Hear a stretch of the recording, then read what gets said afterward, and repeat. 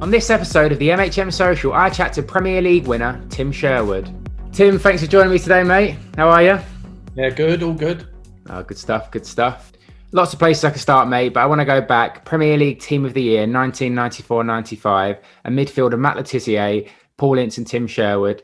You captained Blackburn to the Premier League title that year. What's your memories of being part of that special squad and being part of that whole achievement? It was great. I mean, I went to Blackburn from Norwich. So Norwich were in the Premier League at the time, in the top division. So I took a step backwards, went to Blackburn, got promoted in the first year.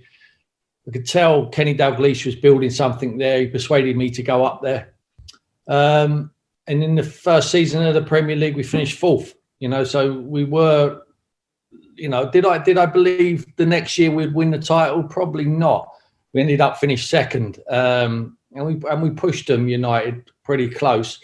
The following pre-season, we believed we would win it. So the 94-95 pre-season, we believed that we could go one step further and win it. And we did. We managed to do it. I mean, the camaraderie of the group. Kenny, Jack Walker's money, obviously, but Kenny Dalglish's know-how managed to put a group of players together who played nice, attractive, free-flowing football and managed to get the job done. I mean, we were a group of men, It was, yes, I was captain, but it could have been 5 or 6 of us, There was leaders throughout the whole team, and obviously everyone talks about him, and why not? To the fact that we had Alan Shearer, the record goal scorer to this day in England. His finishing was just second to none. He was helped along the way by Mike Newell, who a lot of people don't mention, but it's wrong not to mention Newell. I mean, it was his goal that took us to the Premier League and promotion in the first place. And Chris Sutton come along and helped out. So there was enough goals throughout the side, but it was great times and a fantastic story there. Yeah, super. So, one of my first football shirts was a Chris Sutton Blackburn shirt. Going on, being an Arsenal fan, I should be a little bit ashamed of that. But I used to love that one. They're a great side. You win the league that season, spectacular achievement.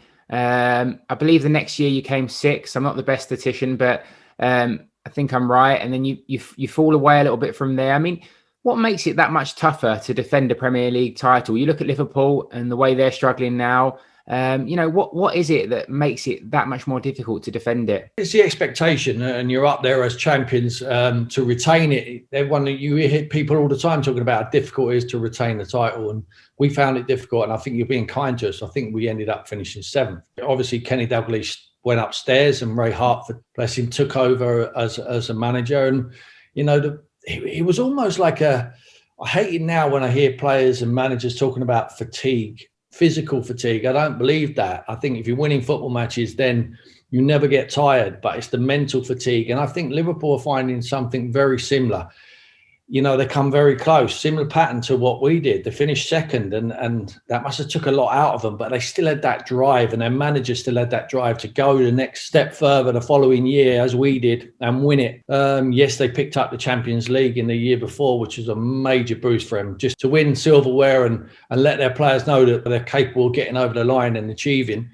So I think they got a hangover here of mental fatigue. I don't think it's physical fatigue at all. Yes, they've been crippled with injuries. We had similar things. We picked up injuries, and you try and look for excuses, but really you're up there to be shot at because you're the best. And every time someone comes and plays against you, it's their cup final. So we found it difficult, and Liverpool are finding it difficult. I honestly believe they can, even without Van Dijk, they can win that Champions League. I think they're capable of doing that, and I think they'll go on a run now. People are talking about, will they finish outside the top 4? I don't see it. I think they're too good. I think the manager's too talented and too much drive, and I think they will go on and finish. They're not going to win it. In Man City, you're going to win it, but they will be very close. I think that they'll put a run together and probably finish 2nd or 3rd. Yeah, I think it's the same as you, really. We spoke about this with Paul Parker a few weeks ago. It's about United, how they kept changing and kept going on and defending titles and stuff. I use that as that comment about you become everyone's cup final day out. I also think there's an element of you almost need to break up the squad a little bit after they win so much, especially when they've gradually built to it like you did, come 4th, come 2nd, win it. You almost climbed the mountain and you get to the top of Everest and they say, well, can you climb it again? But I do agree with you, actually. I think they could go on and win the Champions League, and all of a sudden, that's the best season ever, isn't it? So it's that kind of fickle world of football and small margins. Absolutely. It's so difficult to go and win it. I mean, it's a marathon, that Premier League. You get results along the way. People forget about them games. Still was 3 points, I remember we won away at Crystal Palace. We scored probably the last 10 minutes. It was a nothing game. Palace were struggling around the bottom of the league. But no one ever talks about that, and all talks about, in the running. But them games along the way just accumulate the points and gets you over the line. I agree with you. I think new faces into the building helps. I remember the summer after we won it, we had Zidane and Dugarry at the training ground, Brockle, the training complex, a new one. Fantastic it is at Blackburn. And they never signed. And I remember Jack Walker coming out publicly, and I think you can see it now. He said, who needs Zidane when we got Tim Sherwood? I know Jack liked to drink, and I think you must have had a few that day. that is a bit of a comment, mate. That is a bit of a comment. One, you've got to take that well. That's a good one. I was happy with that, yeah. Yeah, definitely. So you go on from Blackburn, you go to Tottenham, and you have this, what I call like a renaissance period in your career. And, you go into your 30s and still playing some top stuff. We spoke before about, having many call-ups to the England team, but you get your nod, you get your cap under Kevin Keegan. Did you ever kind of feel that you deserved them a bit earlier when you was, maybe people might say, the prime of your career, or did you just cherish the fact that, you were playing in an England shirt? Yeah, I cherish the fact that it was a great day for me and great opportunity for me to play for England finally at the age of 30. But yeah, I felt like I should have had more opportunities with other managers.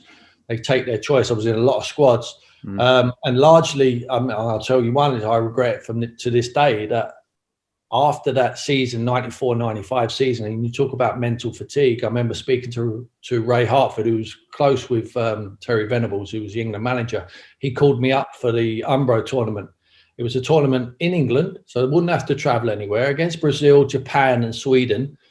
And I've just captained the champions. There was a 6-game tournament.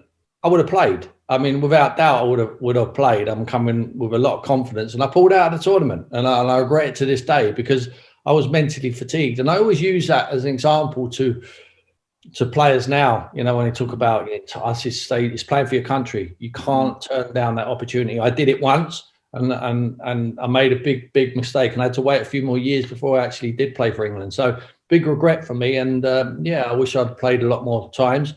But there was a lot of good players around. I mean, pretty much now, if you're English and you're playing in the Premier League, you're playing for England or you're knocking on the door.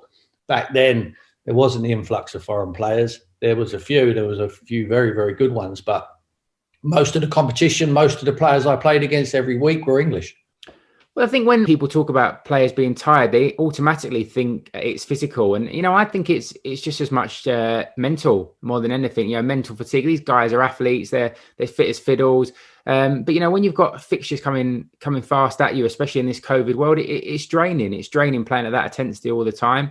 That being said, though, I do think that in hindsight, you're a long time retired. So, you can kind of just got to keep enjoying it, keep driving forward and take all the opportunities you can. Absolutely. It was only a 10-day tournament, and I should have just pushed the button. And like I talk, I hate when they talk about fatigue. Was I physically tired? Probably not. Mentally drained, yeah, after coming so close and then getting over the line and achieving it, and just wanted to take that break. But as I say, I wish I never. Yeah, exactly. Well, you talk about the managers that you've played for, Keegan, Douglas, Roy Hodgson, Glenn Hoddle. When you moved into management, which one of those did you kind of channel and try and take things from, or did you just go into it with your own outlook? I think you learn how not to do it and learn how to do it. And there's no right or wrong in management. It's whatever you choose to adapt. I mean, I had my own ideas. I always felt I would be honest with the players. I always wanted managers to be honest with me. Sometimes if I was left out later on in my career, I would get the cock and bull story from the manager about why I'm not playing. And I used to say, look at him in the eye and just say, look, you're not playing me. What's the reason? Tell me. Don't make up stories. And I always was honest with players, and I always took that in. But I pick a lot up from a lot of them. Obviously, the manager I played with late in my career was Harry Redknapp as well. I mean, obviously, he's the one who took me back to Tottenham as well, give me the opportunity to coach the first team with him, and then the younger boys on the development side. It's something I really enjoyed, that bringing through younger players, developing, because it's a sense of achievement, and it's not all based around results. You know, you can see them progress and get nearer to the first team and eventually get their chance. So I couldn't pick one. I mean, I always say that Roy Hodgson is probably the best coach I've ever worked with. And I don't think it's necessarily what he's coaching, but the definition of a coach is a teacher, a good teacher. And when you come off the training field, there was in no doubt what your job was. And you knew when you come off that pitch whether you'd done your job right or not. So he got his points across very, very well. So he was a very organised man. Whereas Harry's technically very good, and he was his man management was fantastic, and he had that ability to roll the dice at the right time, you know, and take the gamble, and that's something I really enjoyed. Yeah, that's really interesting you say about Roy Hodgson, because out of the names I gave you, with no disrespect to Roy Hodgson, he's a great manager. He probably isn't the one that stands out. He's never really the glamorous one who gets the credit, but everyone I ever hear who's played for him speaks really, really highly of him. For him to still be doing it now, you know, he must be a fantastic manager. Well, look how he's still doing it and still young. And he's saying just recently that you know, age is just a number, and he feels just as good as he did 10 years ago. And you know, he had that ability to just get on with it. Anyone who manages that amount of games, you've got to admire. And I want to talk about your time managing Tottenham, and you talk about those managers there. And I'd say the one that you're most comparable to is Harry Redknapp. I mean, maybe not in a coaching sense, but definitely in a man management sense. And the way you approach the job with an openness, and the way you spoke to the media with a rawness. You know, you were Tim Sherwood, the Tim Sherwood that's speaking now. There wasn't a media training or you know, a drilled feeling about it. And I mean that as a compliment. You know, I loved seeing that kind of style. You look at what you did on the pitch, the percentages speak for themselves, the opportunities you gave young players, giving Harry Kane his debut. You know, you steadied the ship at a time when they were struggling. But we have to be honest, and amongst Tottenham fans, there is mixed opinion on your time there. How do you feel about it? How do you rate your management at the club? Well, I knew the job. I knew it was just steady the ship until Pochettino come in, you know, and that was the decision what was made. Obviously, only very few people knew that I was going to do it for a short period of time. But I think what I done on the pitch, no one can argue with. I think it stands up there with any manager they've had in recent history. But I think looking back, a learning curve. Yeah, you're absolutely right. I can't be myself. You can't, as a modern day manager, be yourself. You can't be Harry Redknapp anymore. You can't be Tim Sherwood like I was at Tottenham. You have to play the game. You have to be an actor, and you have to be a good actor. And I wasn't prepared to do that. If I go back in, would I be prepared to do it? Probably. Depends on how much I need the job or want the job. But I always want to be true to myself, and you know, more fool me, I would suggest. I don't know about that, man. I think it was something we don't see. I mean, I think the only person who's maybe got that now a little bit is Scott Parker. I think Scott Parker's got that element of like new manager, and he's just himself, and he's enjoying the job, and just without trying to put any filters on. But as I say, it was something I enjoyed. I want to talk a little bit about Harry Kane and Spurs, where they are now. You know, it's 5 or 6 games into the season. I thought with what Mourinho is doing, I've always been a Mourinho fan. A lot of people say his ways are a little bit dated and criticising, but I thought they were real, genuine title contenders this year. If you look at where they are now, what do you think's gone wrong there? I mean, the where they are in the division looks quite poor at this moment in time. But I mean, they're 4 points away from Champions League, or it might be 6 now, with a game in hand. They're in contention. They're out of the FA Cup, which is a big blow, because I think Everton were average, to be perfectly honest, in that game. And even though they win the game, people will say, well, they won 5-4. How can they be average? I thought they was. I thought Tottenham had them there for the taking. I thought it was probably one of the best performances I've seen from Tottenham. It was more like a Pochettino performance on the front foot. I think they've got players to play on the front foot. I really do. Now, the style is not Jose's fault. Anyone knows anything about football knows he plays a very pragmatic style. Yeah. And if you know anything about football, you also know everywhere he goes, he wins. So he's been brought into the club for a reason. To finish in the top 4, that is the ultimate objective, and that will be the minimum requirement from Daniel Levy there at Tottenham. And if he can win a trophy along the way, then all good. He plays, unfortunately, they play Man City, who gave him a football lesson last week in the Carabao Cup final in April. They've got wonderful players, Tottenham. I really believe that. And I don't think at the moment he's getting the best out of them, but there's still a long way to go. I don't like talking in ifs and buts, but, if Tottenham don't win anything this year and they don't go on and finish in the top 4 or top 6, what does that mean for the likes of Harry Kane? We could have said this about another player a year ago in Jack Grealish. And is Harry Kane in danger of becoming a Matt Letizia if he doesn't move on? I think he's an incredible player. Could go and play, one of the best we've got, could go and play for anybody, Real Madrid, Barcelona, Paris Saint-Germain, Man City. No disrespect to Tottenham, but I think Harry Kane's a player who deserves titles and Champions Leagues in his legacy. All of the players you mentioned there, Letizia obviously is a Southampton supporter, been there all his career.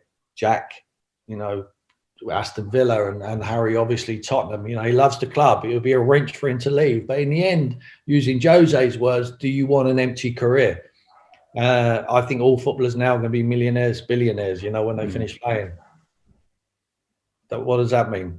They're all of them. You can no matter who you play for, you're always going to be rich. Yeah. When you're a footballer now, it's about winning trophies, and winning medals and showing your medals to people. And people talk to me. They don't talk about how much money I've got. I ain't got any, but they talk about that's because Eric's fault. I was going to say, I know why. No, but it's about what you won, and people always talk to me about winning the Premier League, and every years go on, they still mention it. It's still called the Premier League, and to be able to do that and share that time with people like we have done today is something what Harry Kane's going to want to do and Jack Grealish is going to want to do. They're too good not to win. So I think you'll see how they get on this year. I wouldn't put it past them to win the Carabao Cup or the Europa League. I think they're capable of doing that. Jose's done it before at Manchester United. But he's going to have to make a decision. If he doesn't feel like the club's moving forward as quick as he would like and bringing in the quality of player, what's going to make him better or manager, then he's going to have to make a decision. There'll be a lot of clubs who want to take Harry Kane, and he's 28. So if he has to make the move, he's got to make it this summer or the summer after, I would suggest. Yeah, I agree. And it's funny, you only seem to get asked those questions about moving on and going to other clubs when the club you're playing for is going through a rough patch. And a year ago, we'd have been saying it about Grealish. We'd have been saying he's got to go to Man United. He's got to move on, a player of that standard.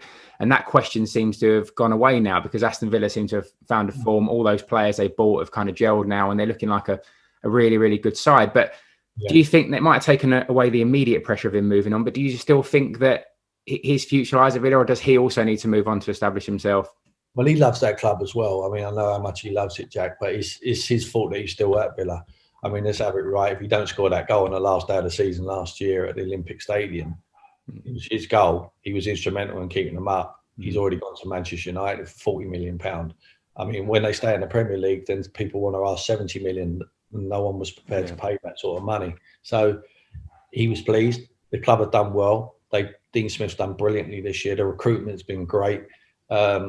They brought players in to help Jack out, like Sir Barkley and Traore's been well. Matty Cash, Martinez in goal. They've got some good players there. Yeah, McGinn's a lovely player as well.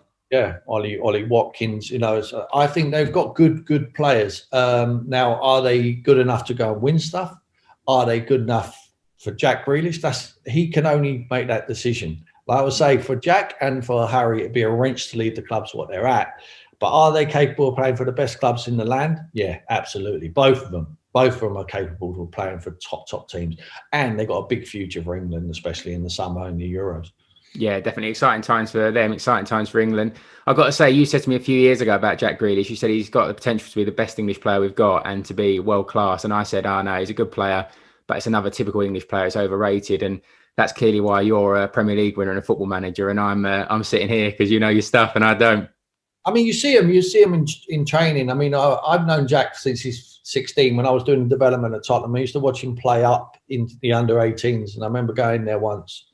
And I travelled to Bodymore Heath, and I was in the morning before I went to the first team game at White Hart Lane. And I only travelled up there just to watch him. And I thought he was excellent. He's just, the ball's his friend. He's got them big legs, they're big calves. He takes the knocks. He was getting kicked back then. He gets kicked now. He knows the appreciation of the game. He's got immense footballing brain. He's an incredible athlete. His fitness, he's running around. People don't give him credit for that, but the amount of miles what he does during the game and the audacity what he has is similar to what Gazza had. You know, I played against Gaza many, many times. I mean, he just picks that ball up and he takes it to the heart of people, the audacity to just try things and his ability to manipulate the ball. You name a team and Jack Grealish could play for him. And the reason I get excited about that is because I've seen him develop. And as soon as I went there, he wasn't playing at Aston Villa, but he played. Every time he was fit enough, he played for me.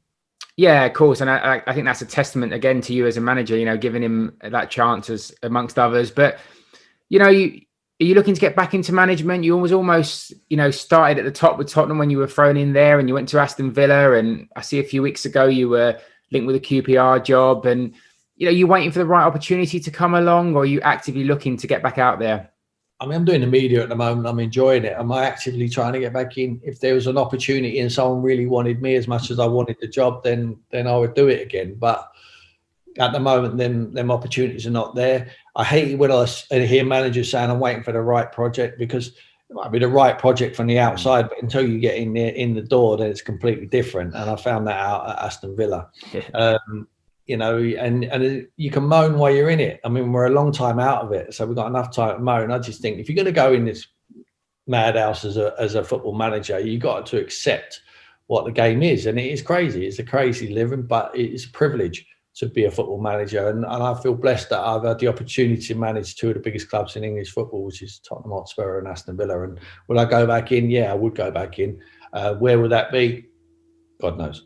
Yeah, fair comment. I want to see you back in there, mate. It'd be good to see you get another go, because as I say, I like what you do as a manager, and I think that your time at Tottenham, although I'll look at it and a lot will look at it very positively, I think maybe you don't get the credit you deserve for that, and I'd like to see you in another team. But I want to finish by, we'll go and talk about Eric in a second, but there's actually one question I want to ask you first, and this is purely from my desire to answer it. What was going through your mind when you gave the geezer the Joli? This guy, it was funny because all season,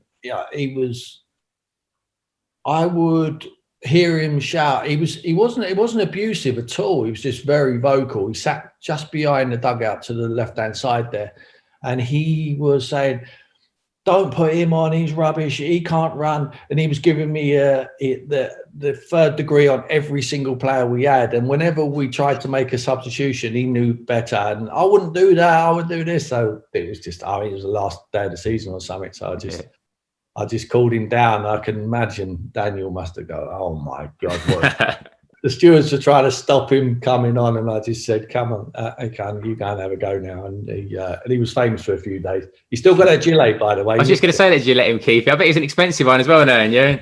No, it was a club. It was a club thing. I've still got my initials on it. You jokingly said before about having no money, and that can only be attributed to one man, my uncle Eric Hall. No, I know you're only joking, but Eric was your agent, and around that time of, you know, you winning the Premier League, mid-90s, Eric was a buzz figure, hundreds of clients, you know, and after his illness, that hundreds of clients become a handful, but you were one of that handful, you know, real loyalty and to him, and I know your friendship meant a lot. And even a few years ago on his heritage lunch, when they celebrated his career, you were the guest speaker, and the night before you'd had a bit of a heavy defeat to Chelsea. And Eric said, you know, I bet Tim won't come tomorrow. He doesn't need to be asked about the game, and put himself through that. And he understood. But you did turn up with a smile on your face, and you spoke greatly about him. And it was, you know, something he really appreciated. So thanks for your loyalty to him, mate. And I just want to ask you, what was it like having Eric as your agent? And, you know, what was it like, you know, just being part of that, and some of your best Eric stories? It's hard to pick one-off stories with Eric, but he was obviously a great character, and he was always,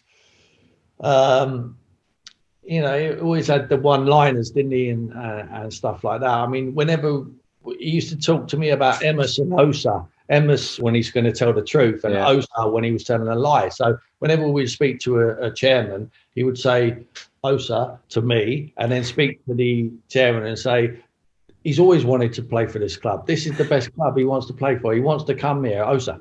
And he used to do it all the time, and he used to make me laugh and stuff. I remember we was in London, we were meeting the chairman of a football club, and it's pretty much done deal. And the club weren't in London, by the way, so I'm not giving anything away, but the chairman's apartment was.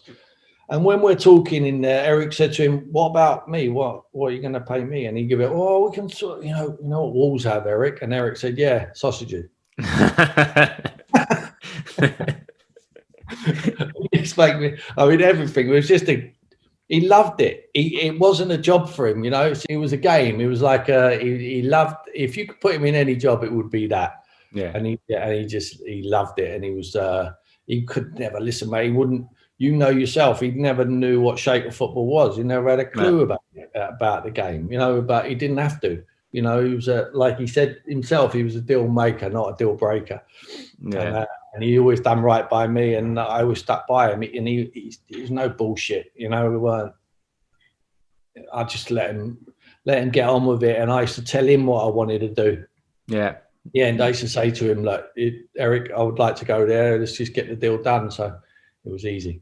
No, he's as good as gold, Eric. He just you could go on and tell stories about him all day. Like you say, he knew nothing about football. He'd spend a Saturday. People used to say to him, "Do you go to games on a Saturday?" He went, "No." He'd be sitting at home with like a smoked salmon bagel, watching the like Coronation Street omnibus, and then go, "I'll check the results at the end just to see if Tim scored or Tim's played or whatever." And if you hadn't scored or you hadn't played, he'd be looking to get you a transfer on Monday.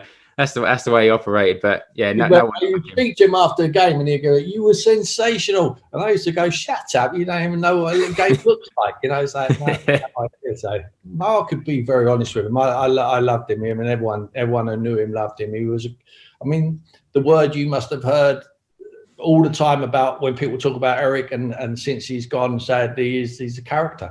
I mean, that's what he was. And there ain't enough of them about at the moment, you know, like we're all robots. You know, and I don't think it's only in football. I think it's in the world. You know, people are wired differently now. They're not allowed to be themselves. And I think Eric certainly was.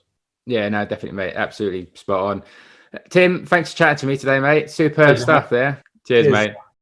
I hope you enjoyed this episode of the MHM Social. If you'd like to hear more from us, then please like and subscribe to this page.